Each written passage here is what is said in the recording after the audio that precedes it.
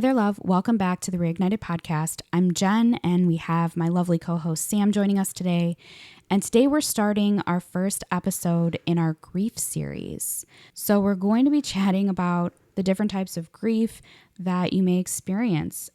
It could be anything from the loss of friendships and relationships to divorce, to the loss of jobs, loss of loved ones, whatever that may look like. But all of us, at some point in our life, we experience grief and the loss of someone or something. So we want to chat about that today, and we're going to dive right in. So Sam, take it away. Hey, everybody.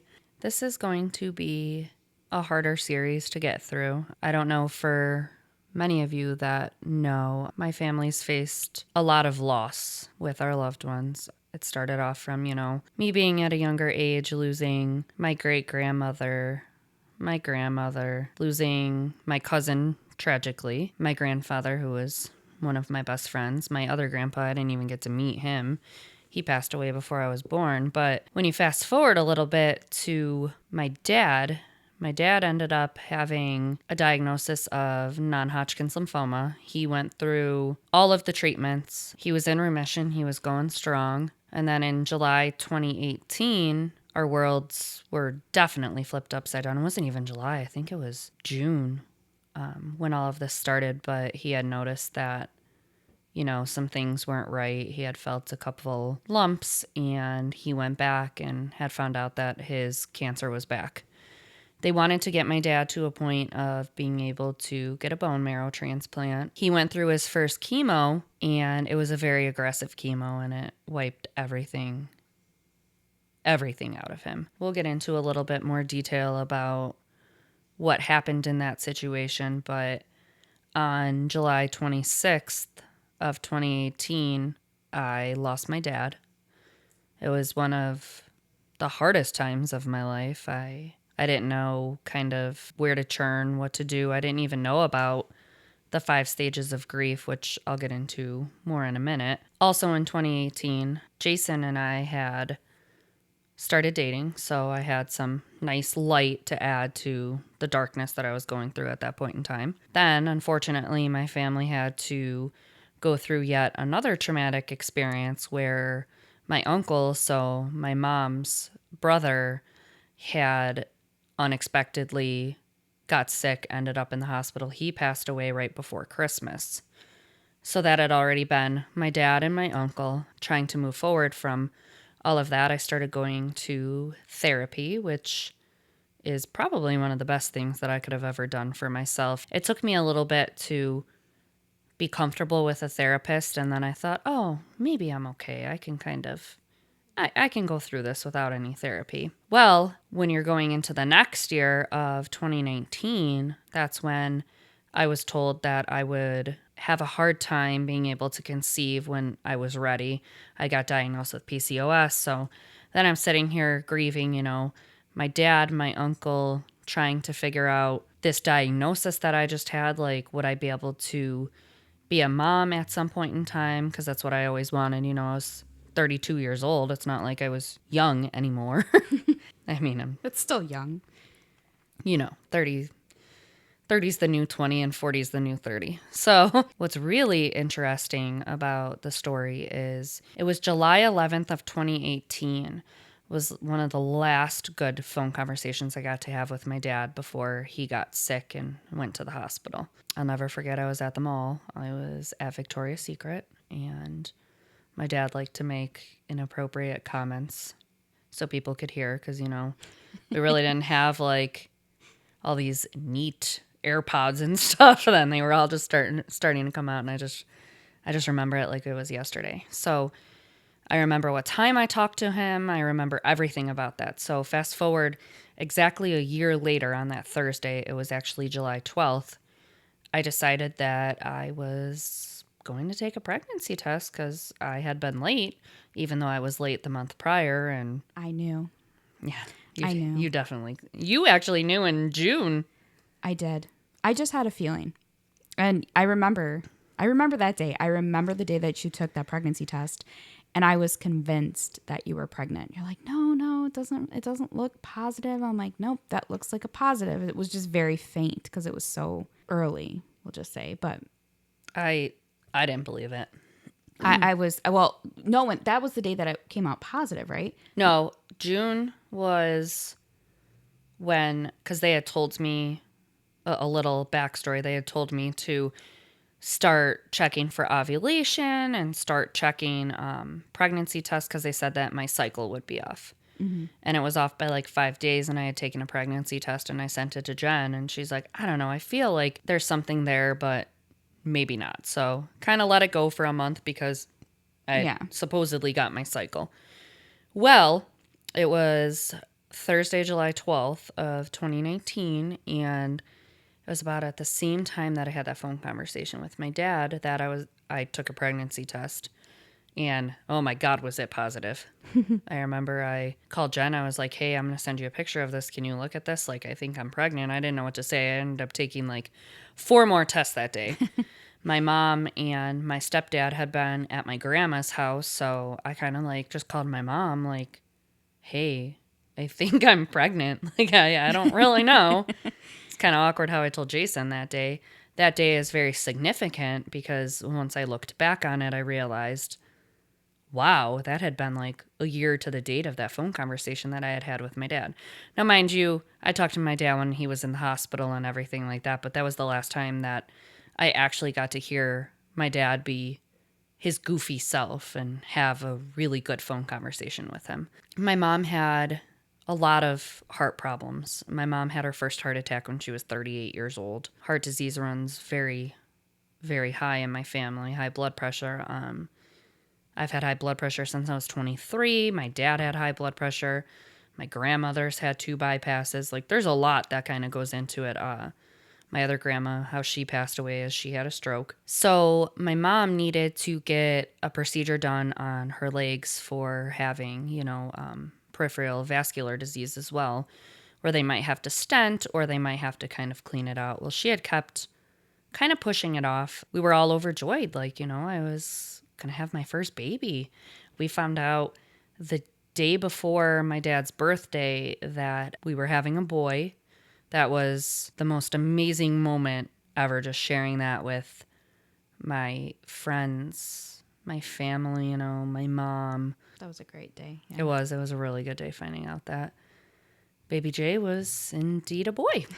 Even though we kind of knew, knew he was going to be a boy, but that was a great gender reveal. Yeah. So my mom had kept kind of pushing off her procedure, and we didn't think anything of it. I definitely will get more into depth about this as time goes on. It takes a lot now for me to be able to share either story in depth, and there's a lot that, I still can't really share.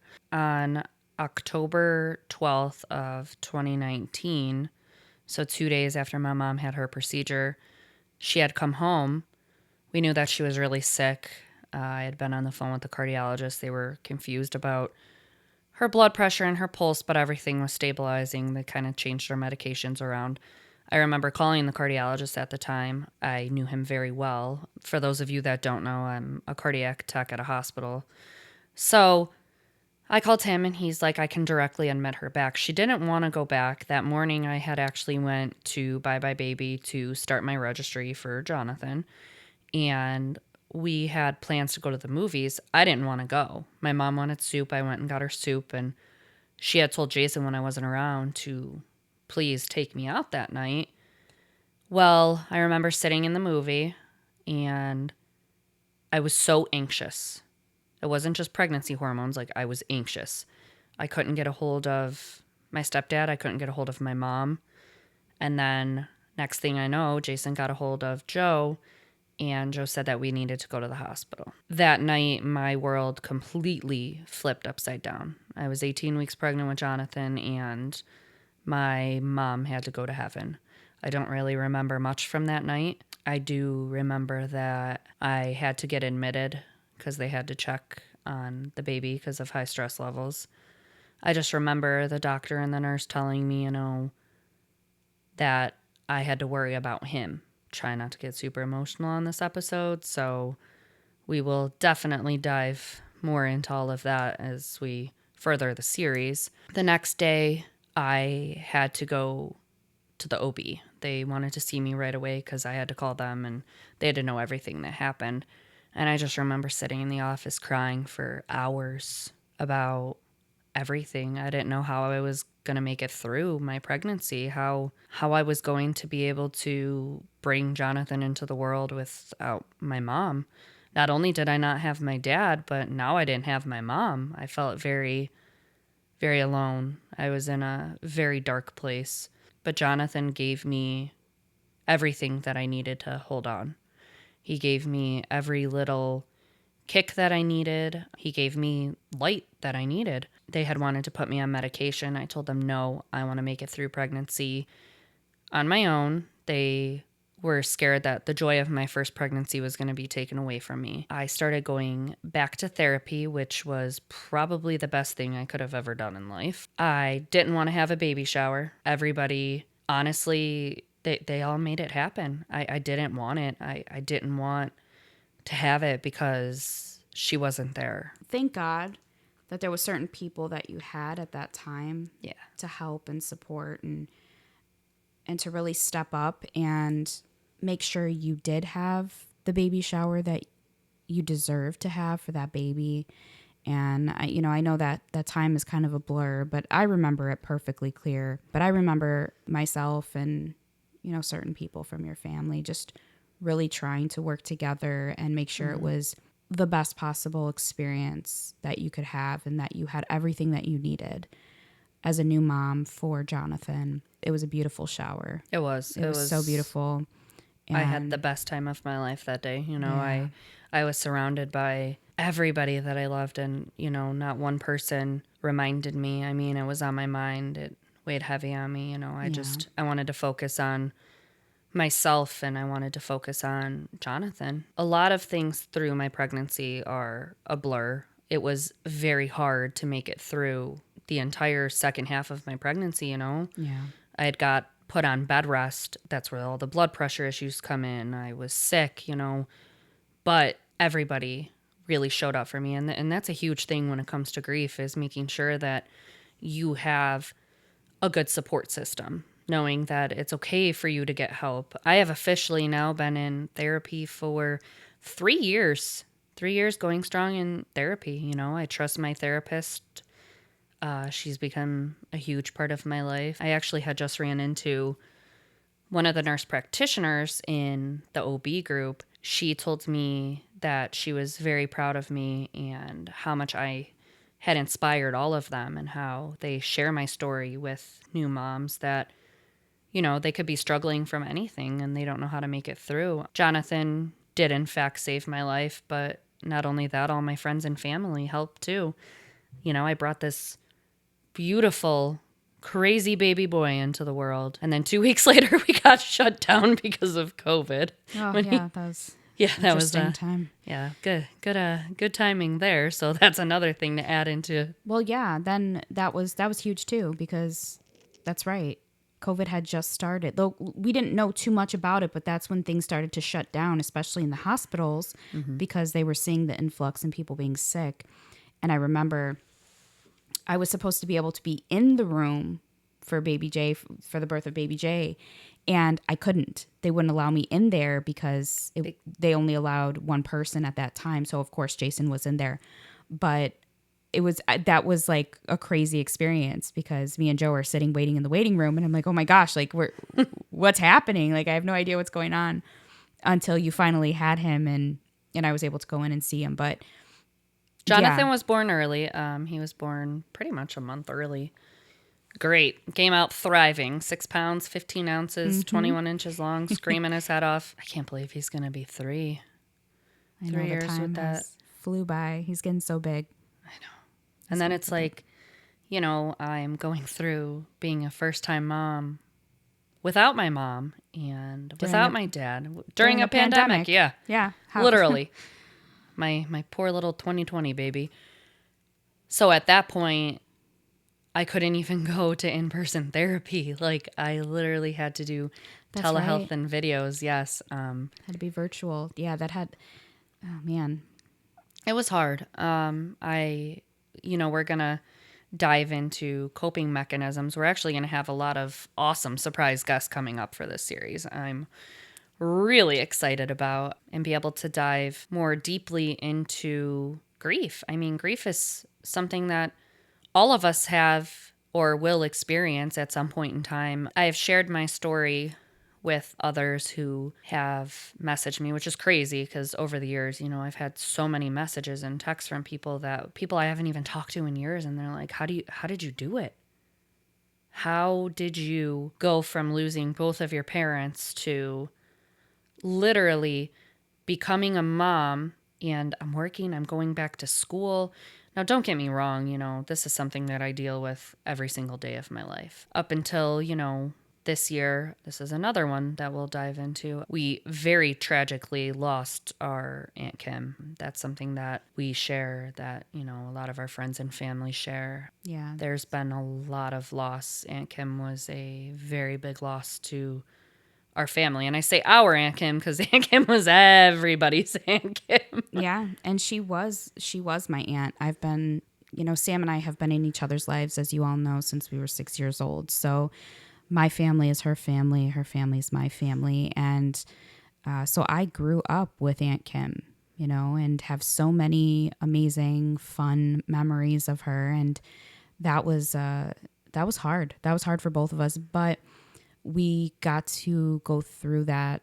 I mean, even with your mom, well, all of your family members, I was there with you, and we went through it together. But I think with Aunt Kim, it brought us even closer than we already were, because we loved her. I mean, and your mom, of course, we went through that experience, but it was a little bit different because you were pregnant with baby Jay and you had so many other things going on. And so you were kind of going through your own grieving process at that time. I don't know. It was just a different experience. We were there for her together, but we'll be sharing a really special experience that we had during that time soon on one of the next podcast episodes. So we'll delve into that experience. That was amazing. It was very spiritual, very wonderful. Yeah, I'm glad that we were able to do that together, because even for me, I've had lots of loss in my life and my family as well, and I didn't always have that same support or someone to go through that grieving process with. It's harder when you're younger too, and you lose somebody. Like, I remember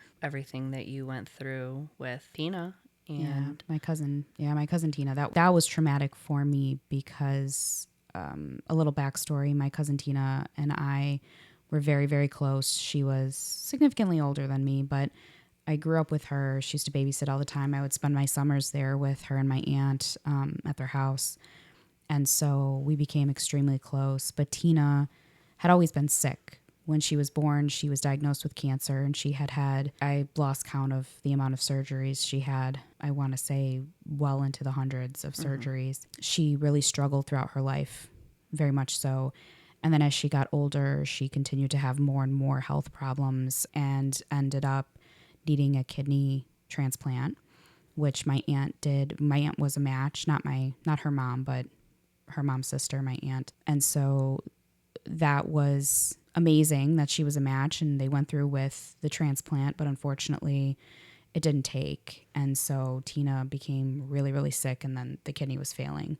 She eventually passed away, and I was only 17 at the time. And so I just remember the whole situation around it. I was about to graduate. It was my high school graduation party that she was supposed to attend, and she ended up passing away that day.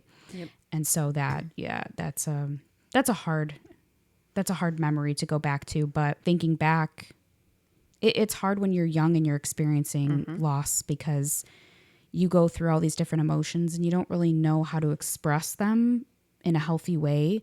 Now as adults, we know you lean on family and friends, you go to therapy. But back then, we didn't have that.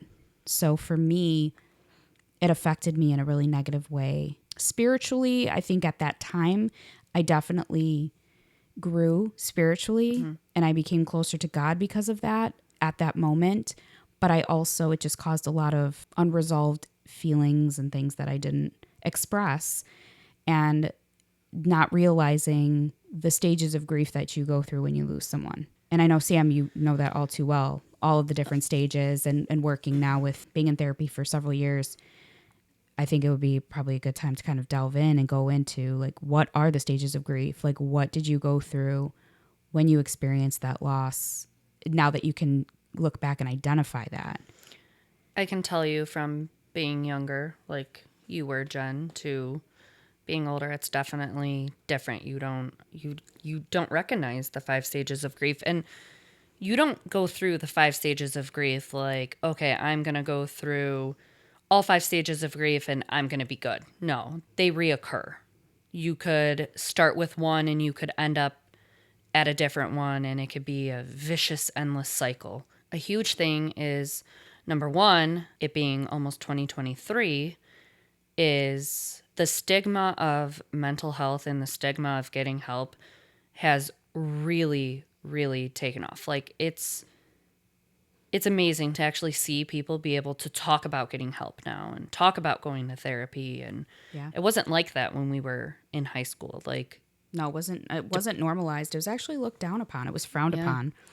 And that made it even more difficult because you were afraid to talk about it. And then you had so many kids that were suffering in silence, especially when they were going through loss, because they didn't know how to maneuver through those feelings and have the support they needed. So yeah, it was not a good time in terms of discussing mental health. So it's changed. I'm going to introduce the 5 stages of grief just so everybody can kind of have an idea going into this series and into different episodes of what they might look like. I mean, I'm sure a lot of people can relate to them. Maybe people never even knew that there was 5 stages. They claim that there's more, but I mean, the 5 stages, especially that I've learned going through my entire journey over the past 4 years, almost 5 years, which is really crazy to think about. The first one is we go through denial. So denying it gives you time to more gradually absorb the news and begin to process what had happened.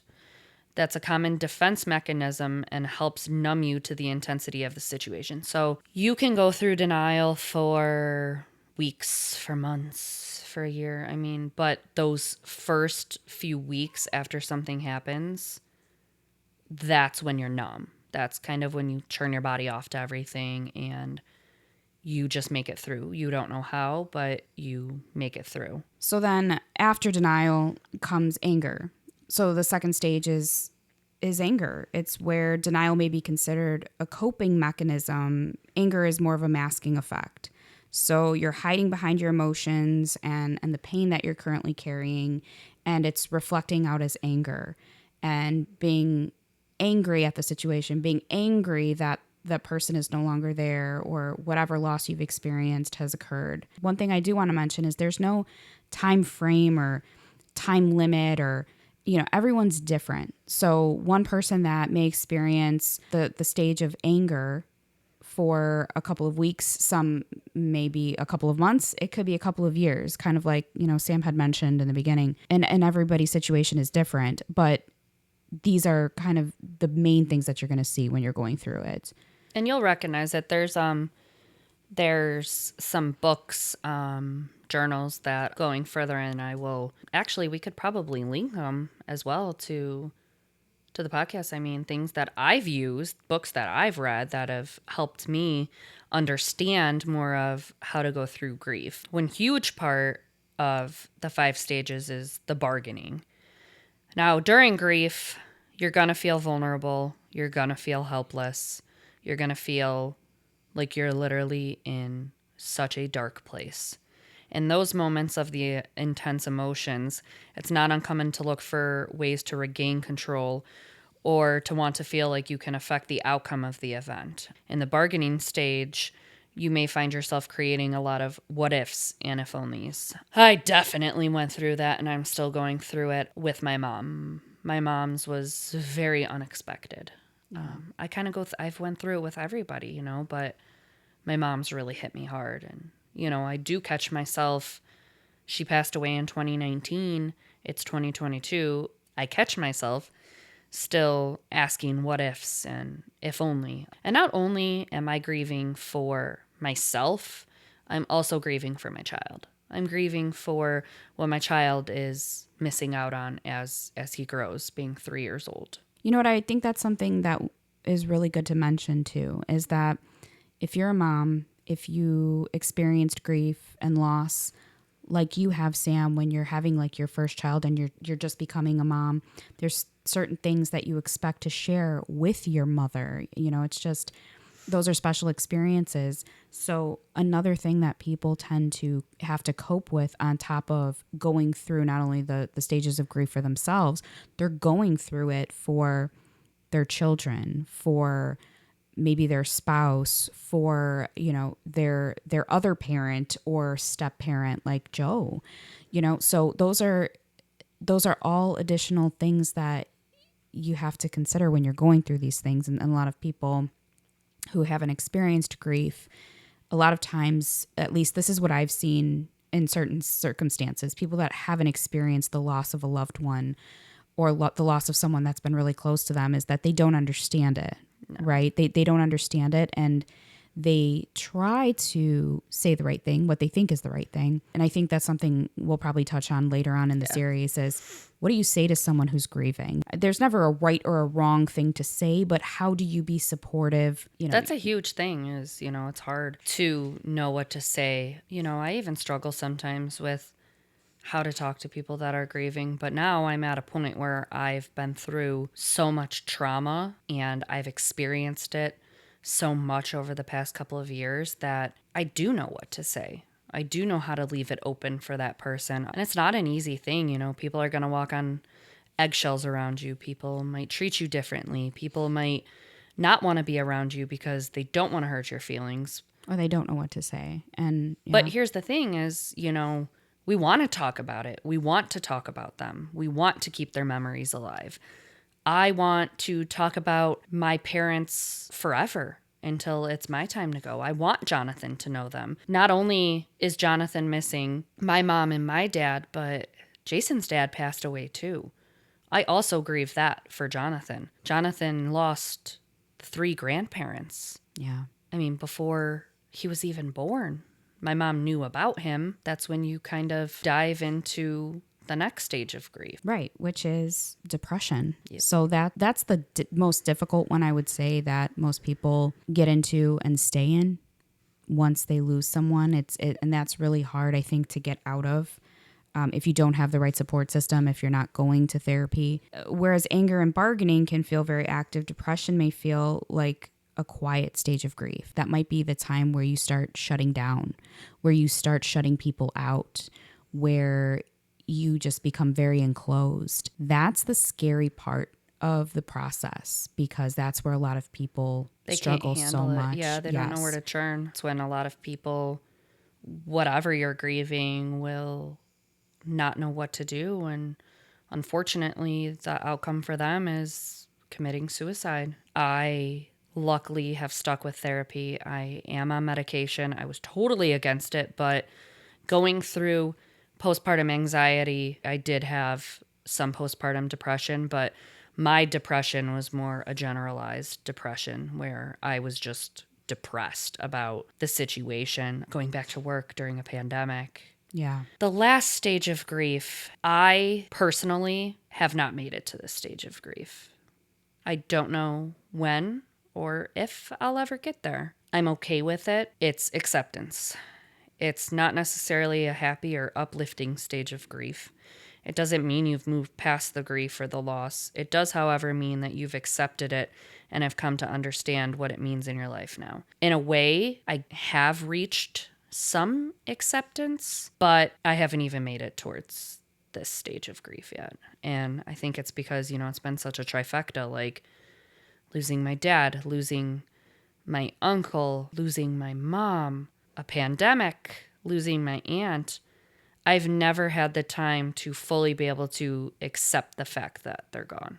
Well, yeah, because you've never had the time to properly grieve each individual person because it was back to back to back. But I think that's something worth mentioning in terms of this discussion and kind of bringing light to the discussion is losing loved ones and is one thing when you're losing loved ones back to back like Sam has. It's hard to go through that process and be able to properly grieve for each individual person because it just happened so close together and there was no time. So now you're grieving all of these people and the loss of everyone at once, plus what what your son is missing out on, what Jason's missing out on, what Joe's missing out on.